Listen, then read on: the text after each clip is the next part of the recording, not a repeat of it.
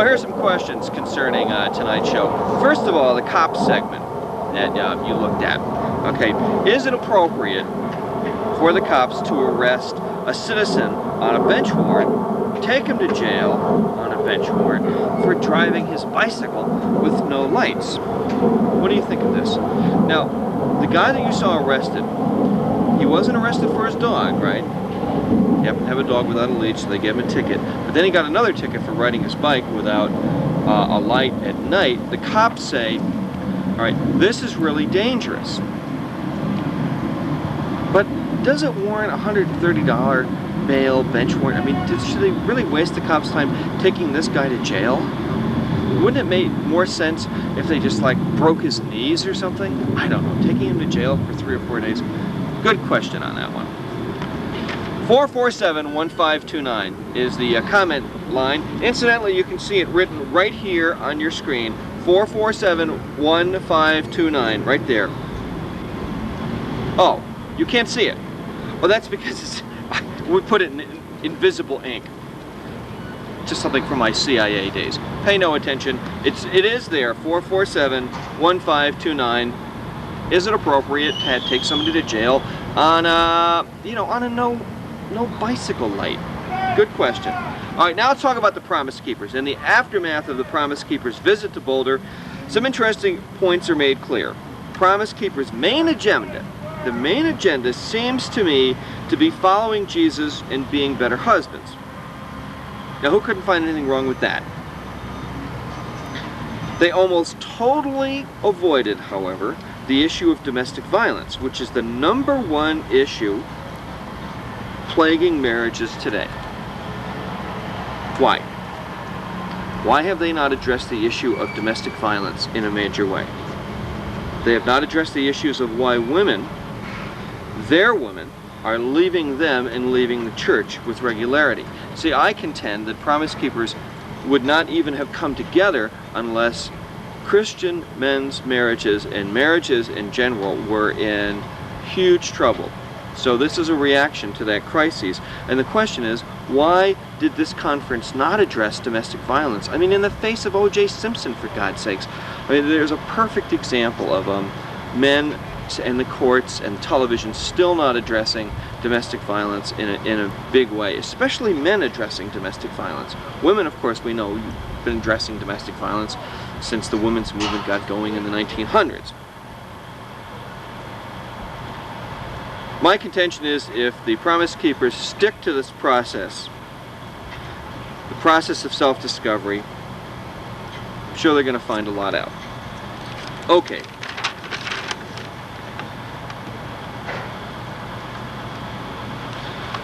Now concerning the, we'll change this camera, Vicki.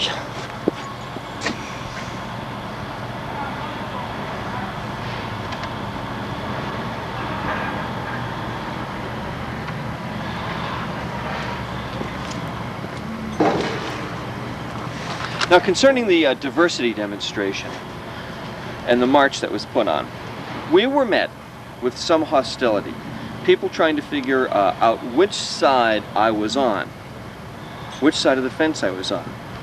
To a much lesser degree, that happened with the Promise Keepers. And the Promise Keepers were trying to figure out, is this Christian media or secular media?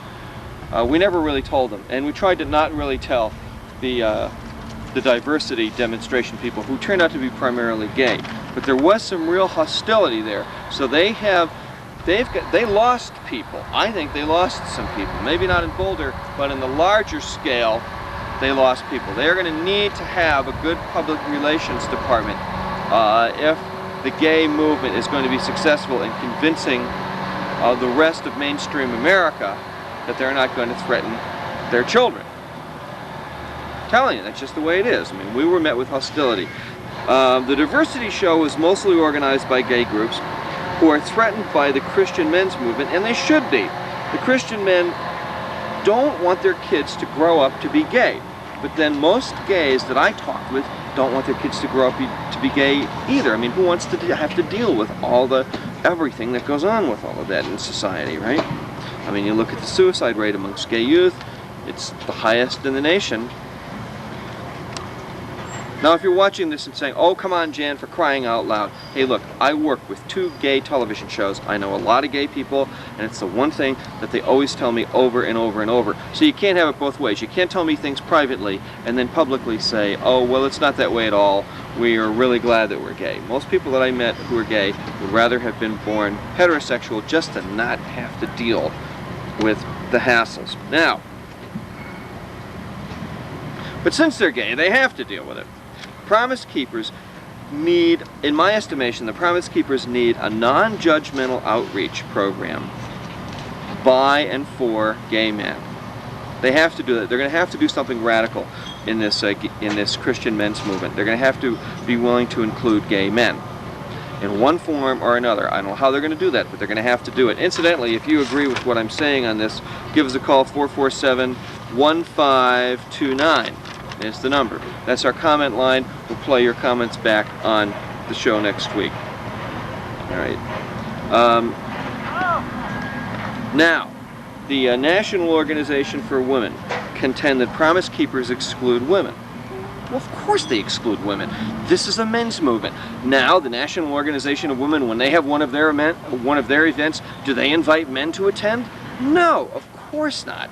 And rightfully so, any men's movement has the absolute right to exclude women. How are men going to be able to, excuse me, take 2 on this, Vicky. How are men going to be able to work through their process if they have people like Now who want to get in the middle of it? Not going to happen. And it's a totally unjustified claim and desire by Now. The Now people really need to back off of this particular men's movement. But this is a men's meeting. This is the only movement for men which is actually taken off. It seems to affect mainstream men. This is a process.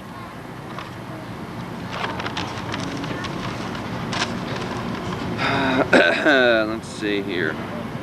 Incidentally, 447-1529 if you agree with me on this one. You notice the Iron Man movement kind of died. This thing is really going to take off. We're going to talk more about that later. 447-1529. Should women be admitted to a men's movement? And by the same token, should men be admitted to the Now movement? Although I don't think most guys would want to go to a Now event. And the men are trying to, eke out their particular place in this movement. This is the movement that seems to be the one that's going to take off. Like it or not, folks, it's happening. All right. The diversity group claims racism. All right. It's simply untrue. Though most of the men at Promise Keepers were creamy white Protestant guys, the one thing that came across to me was they appeared to be very accepting toward any male who wanted to come to this event.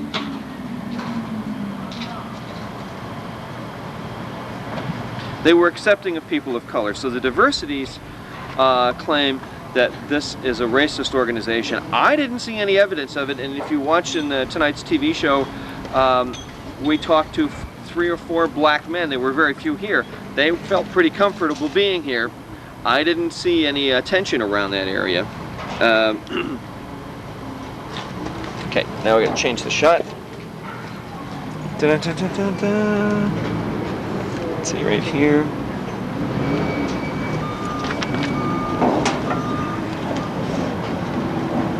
(447-1529) and the issue of racism.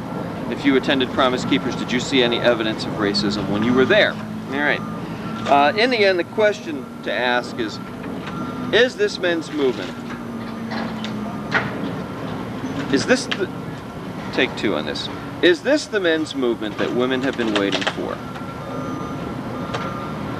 And amazingly enough, I think the answer is yes, and I'll tell you why. It dwarfs the Iron Man movement. The question is, how will Promise Keepers shake out? Will it become political? They say not. We'll see. Now, a couple things that they said in the press conference. They said they have no position on O.J. Simpson. They have no position on abortion. They have no position on women preaching from the pulpit. All right? It seems to be what they're really aiming at here is how men can become better husbands, better fathers, more feeling. This is what women have been saying that they want men to do for a long, long time, and it seems to be unbelievable. As it seems, it's happening. And get this: in the Christian men's movement.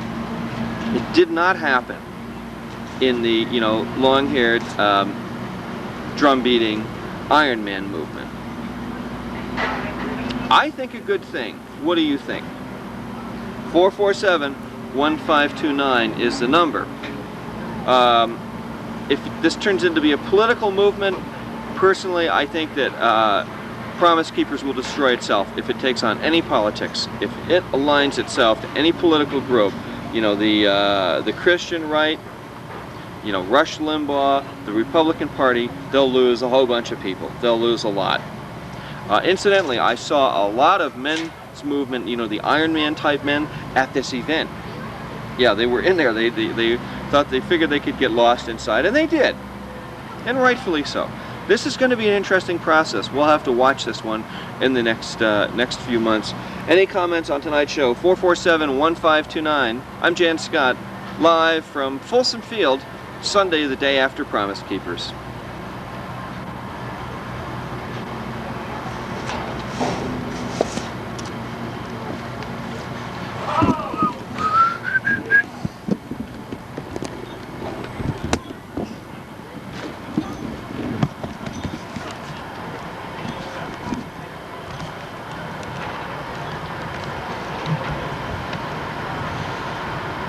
Now here we are tearing Promise Keepers down.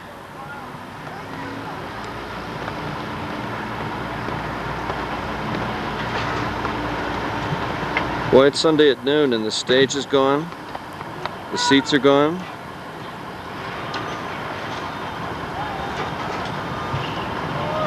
Everything's gone. It turns back into a football stadium, folks.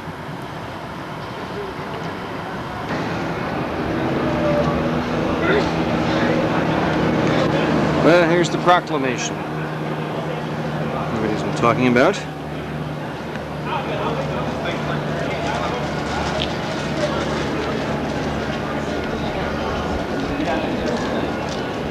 Which way? Yeah, go that way. Like, give me your...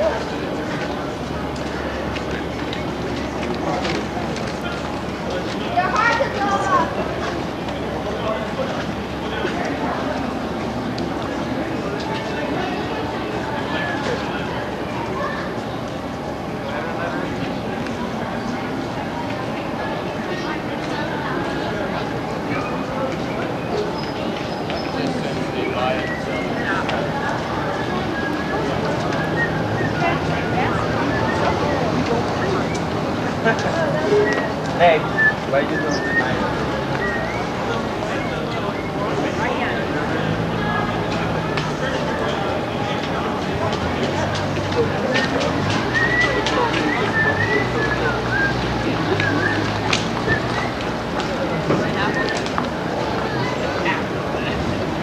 They good, man.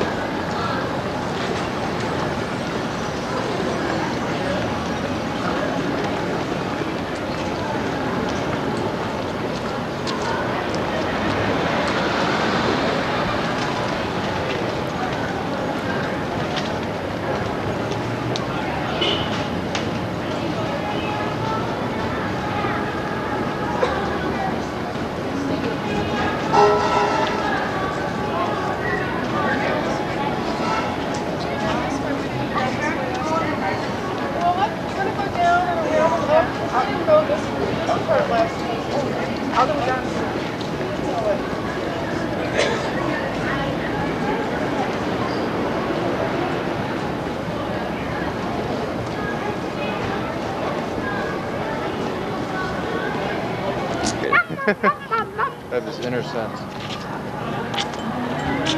Doesn't look like a chariot. Looks like a. Someone could actually live in this thing. It is so big. It could be like a house, a rolling house. Exactly. Hey there.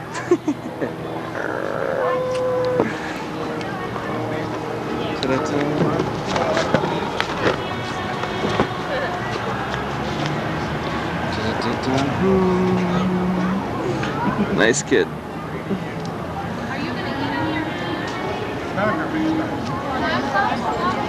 What's this thing called?